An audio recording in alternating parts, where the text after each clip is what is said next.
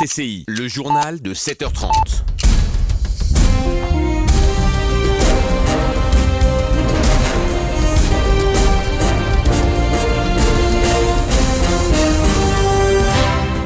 Bienvenue à cette première édition complète de la journée. Un événement qualifié d'historique, celui des élections du Conseil supérieur de la magistrature. 179 candidats sont en lice et plus de 14 000 électeurs sont appelés à voter. Et c'est un premier pas vers la mise en place de la Cour constitutionnelle.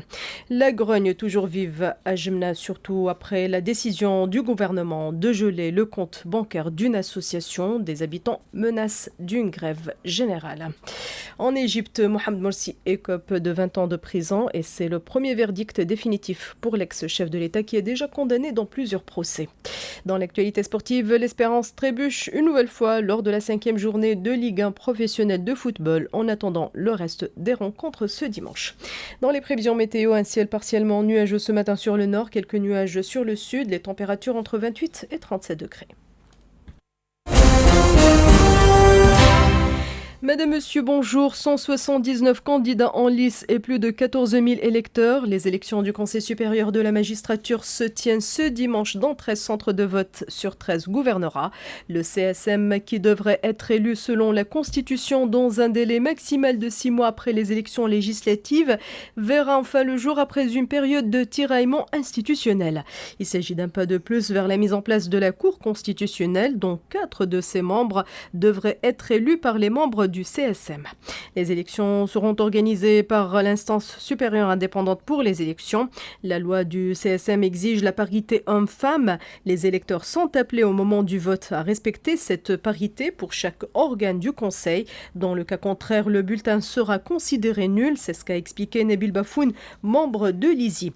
L'instance a mobilisé 350 agents répartis sur 106 bureaux de vote et tout semble être dans l'ordre. Écoutons Lamia Zalgouni, membre du bureau de l'ISI, au micro de Khadija Chouira.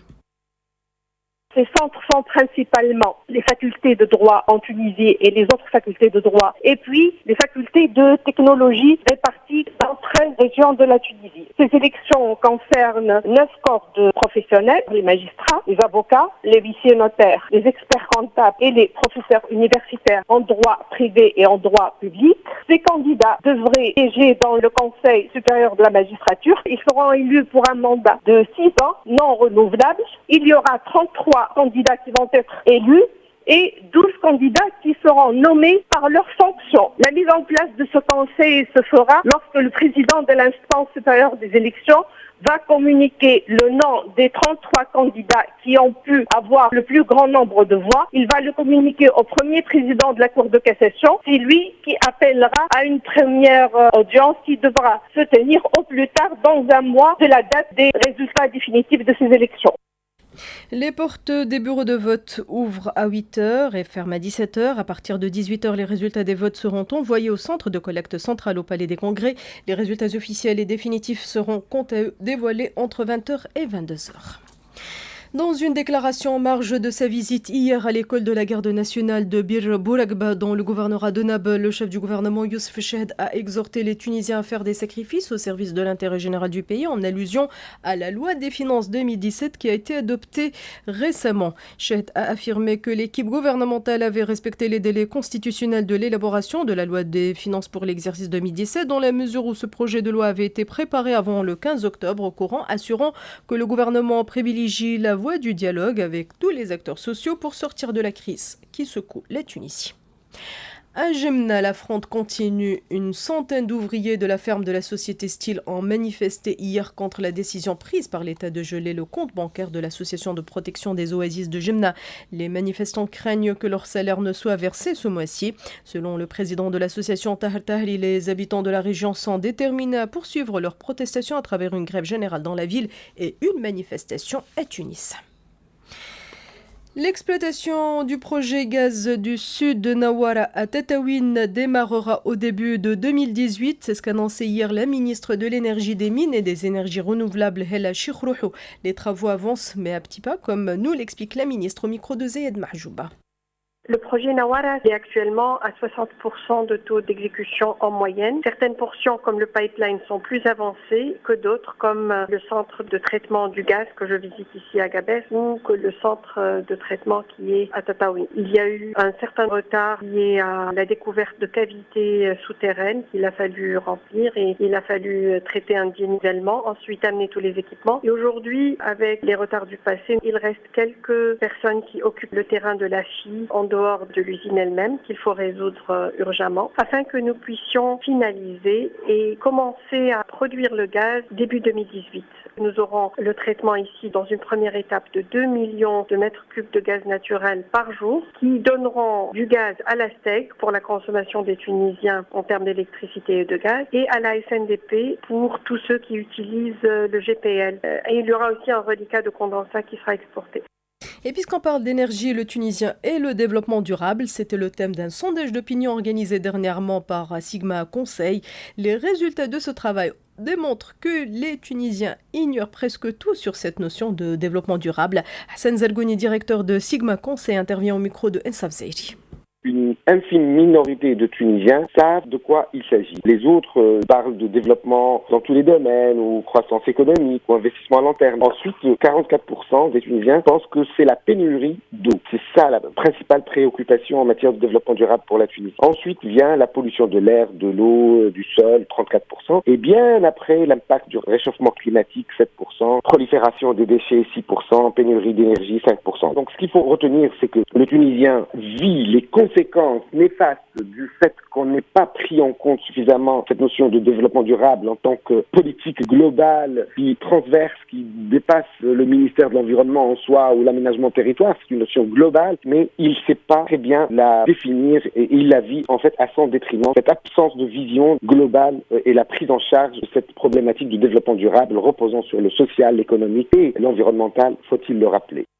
7h37 sur Radio Tunis, chaîne internationale à l'étranger. Les forces irakiennes tentent de poursuivre leur avancée pour reprendre Mossoul au groupe État islamique, malgré une attaque surprise des terroristes de Daesh contre la ville de Kirkouk, située à environ 170 km, ce qui a obligé l'armée à envoyer des renforts.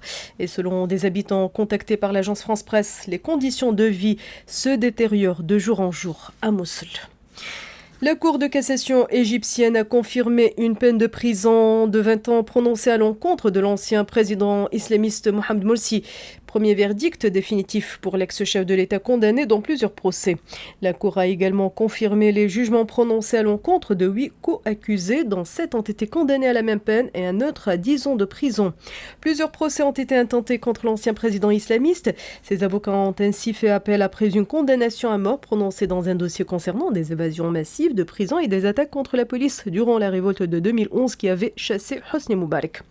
L'organisation de défense des droits de l'homme Amnesty International avait qualifié le premier procès de parodie de justice. Au moins 9 migrants sont morts et 10 autres, dont 4 enfants, sont portés disparus après une série de drames hier au large de la Libye où plus d'1 millier d'autres ont été secourus dans la journée. Les survivants d'un canot pneumatique à moitié immergé secouru avant l'aube ont fait état d'au moins 10 disparus, 6 adultes et 4 enfants, tandis que 9 corps sans vie ont été retrouvés dans la journée sur un autre canot. Sport à présent, l'Espérance de Tunis a fait match nul hier face à l'Avenir sportif de Gabès. Un but partout en match comptant pour la 5e journée de la Ligue professionnelle de football.